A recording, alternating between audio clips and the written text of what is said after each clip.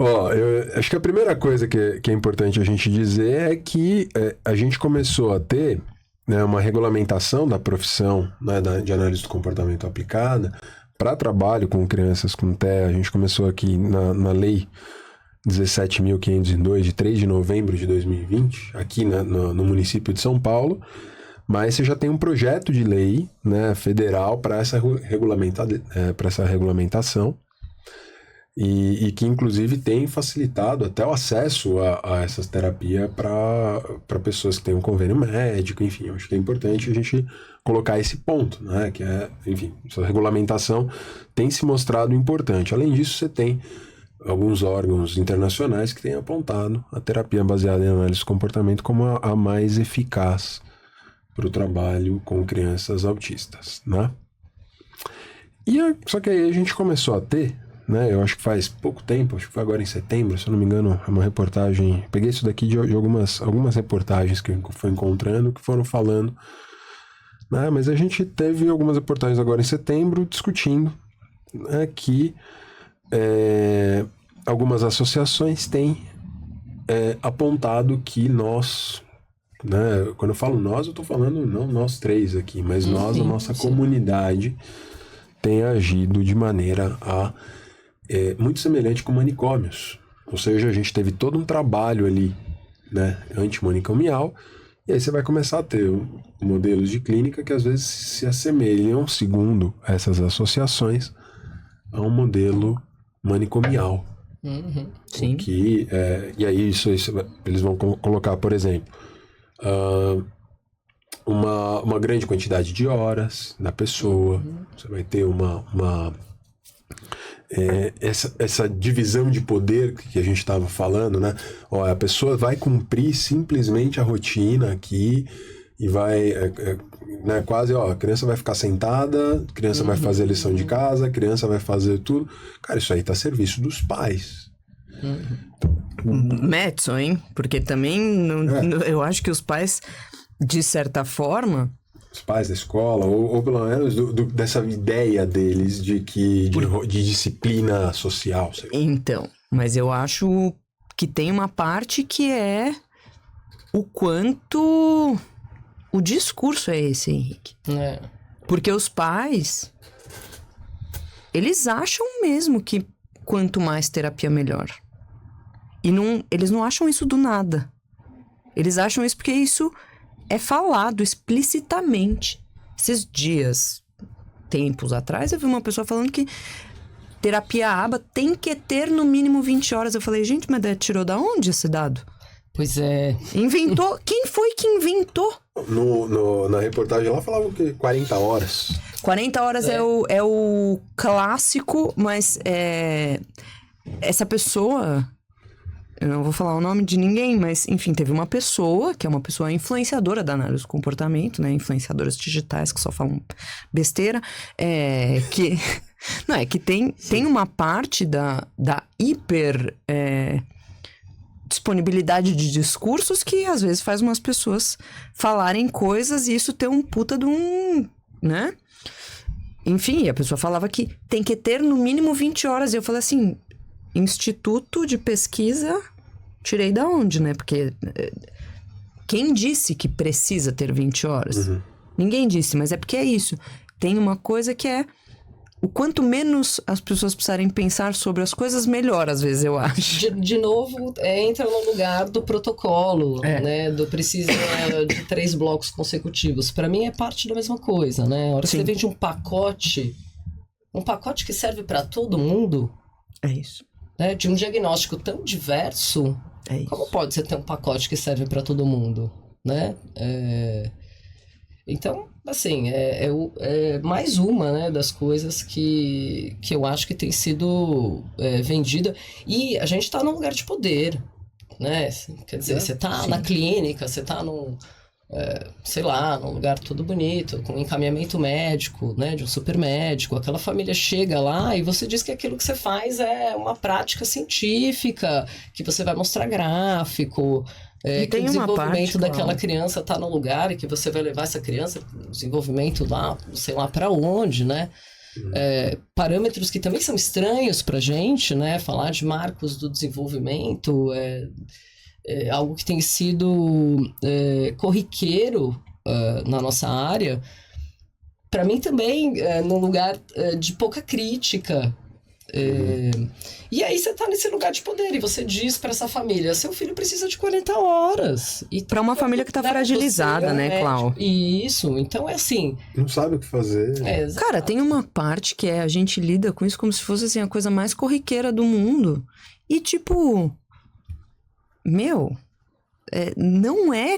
Não só não é corriqueiro, como assim, a pessoa que tá naquela posição, muitas vezes ela não tem a mais menor ideia do que é isso. Tipo, as pessoas acham que sabem o que é TEA do mesmo jeito que elas acham que elas sabem o que é depressão, esquizofrenia, qualquer outra coisa. E quando a gente vai... Quando o terapeuta vira pro pai e fala, o que precisa é 40 horas... E eu estou me baseando na ciência. E eu estou me baseando no lá de sei lá quando, num outro contexto cultural, sócio-histórico, enfim. Com um sistema educacional diferente, um sistema de saúde diferente do nosso. Enfim, muito complicado. E as pessoas, de fato, quando a gente fala assim, tá a serviço dos pais, é isso que eu tô te falando. Eu acho que eu nem tá a serviço dos pais. Eu acho que os pais também compram. Quer dizer, não compram no sentido de como se fosse fácil ou gostoso comprar, mas eu acho que a pessoa já tá fragilizada, sem saber o que vai acontecer, vendo que o filho dela não tá se desenvolvendo como ela esperaria que ele se desenvolvesse, e aí chega um cara lá que tem 35 mil certificações, que ainda para isso elas valem também, né? 5 mil diplomas, e vira e fala assim, você precisa de 40 horas. O cara vai lá e fala, bom, se eu tivesse um filho e chegasse o doutor Bambambam e falasse, você precisa de 40 horas, eu ia falar, bom, então eu preciso de 40 horas, né? Acho que faz... o que a Clara falou sobre... A gente tá numa posição de poder mesmo. Então, não é tão... eu queria que fosse simples, assim, do tipo, os pais olham e falam, não queria ter que lidar com isso, sabe? Assim, toma, cuide deste filho. Mas eu acho que não é. Eu acho que é um lugar que a gente mesmo, enquanto comunidade, muitas vezes construiu, né? Isso. Tá a serviço de quem, né? E é uma parte das coisas que eu acho que... quando a gente fala da coisa da crítica, né? As críticas que tem tido, e isso que você estava falando sobre, enfim, essa... manifesto que eles chamaram, denúncia, sei lá. Que teve algumas instituições que lançaram uma denúncia, né, para falar sobre isso. E eu acho que uma parte importante da ética mesmo é a gente olhar para isso de verdade. E não olhar e falar, não, tá falando mal de mim, eu não quero nem saber, sabe? Pois é, cara. Senão a gente acaba se fechando e criando uma barreira ali pra gente poder mudar nossas próprias práticas, né? Sim. Quando a gente pensa num dos valores importantes da aplicação de qualquer coisa ou de... Cara, tem uma parte que é a validade social, né? E a validade social, ela não é só quando as pessoas concordam com a gente.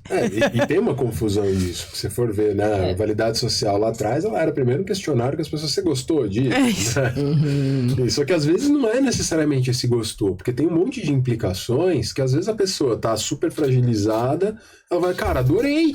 Nossa, de repente agora eu consigo ter tempo pra eu respirar. Antes eu ficava o tempo inteiro em torno do meu filho, agora eu consigo tomar banho. Né? E aí a pessoa vai falar, cara, minha vida melhorou mesmo. Depois começou a terapia. Claro, você passa 40 horas com a criança ali, agora o pai tem vida. Sim. Né? Agora, se tá sendo efetivo ou não, a gente vai descobrir depois. Sim. Né? Sim. Como que é o final de semana dessa família? Exato. E na pesquisa a gente já sofre com dados de generalidade. Pesquisa. Já tem uma questão com generalidade. Né? A gente tem poucos dados de generalidade. Uma ciência nova, enfim, né? Agora, na prestação de serviço, nossa, com 40 horas, como é que você mensura aquilo que tá no repertório daquela criança de verdade? Difícil imaginar, né? E tem uma coisa, né, Clau, que quando a gente pensa, assim, em ensino, eu não tô só ensinando repertório no sentido de respostas soltas no mundo. Eu tenho que ensinar respostas sobre controle de estímulos. Exato. Né? A criança pode responder bem lá no teu consultório, no treino de tentativa discreta. Já muda o comportamento lá diante do terapeuta, mas isso não garante que vai mudar fora, né? Na escola, com a família, com os amigos, né? E tem uma coisa que quando a gente pensa... Enfim, o comportamento ele tem que estar sob controle de variáveis ambientais relevantes, né? Acho que é isso. Não adianta eu ensinar o moleque a pedir no consultório, né? Ele tem que pedir quando ele tiver com dor de barriga na escola para pedir para ir no banheiro. É isso que a gente quer. E acho que uma das grandes perguntas que eu tenho para as pessoas é, gente, como é que você vai ensinar isso numa sala com todas as paredes brancas, só você e a criança? Tipo assim... Sabe? Você pode ensinar o comecinho do repertório, mas o controle de estímulos de verdade não vai se dar lá. Eu realmente não acho. E às vezes, né, tem a fala de... aquela criança tá super bem, né? A criança que tá com um acompanhante terapêutico na escola. Ela tá muito bem. Mas o dia que o acompanhante não vai, a criança não pode ir pra escola. Então, assim, muito bem... muito bem é o que exatamente? Muito bem ele faz as lições, ele brinca no recreio, ele vai ao banheiro. Isso, porque tem alguém lá contando pra ele o que ele precisa fazer, né? Então, pega a sua lancheira, entrega a lição pro professor... ou seja, você tem um super controle instrucional, né? No final, você tá falando de uma criança que segue... Você conquistou um repertório relacionado a controle instrucional. Só que aí ele não tá respondendo pro ambiente que ele deveria responder. Zero autonomia. Ele tá respondendo para aquele terapeuta. E é a criança que, com frequência, a gente ouve. Está super bem na escola. Uhum. Não, e aí depois eu pego esses meninos quando estão adolescente e adulto... Que aí é tipo assim, o cara que realmente não consegue funcionar no mundo real. Porque ele fica te olhando pra esperar você falar. Tá esperando a instrução. Sabe? Esse foi um dos cortes do Pareamento. Você chegou até aqui? Deixa um like. Assim o YouTube vai saber que esse conteúdo pode ser interessante para pessoas que têm interesse parecido com o teu. E também deixa um comentário, né? Comenta se você gostou do episódio, se você gostou do corte, o que você gostaria de ver aqui no Pareamento. Muito obrigado pela tua audiência, a gente se vê no próximo.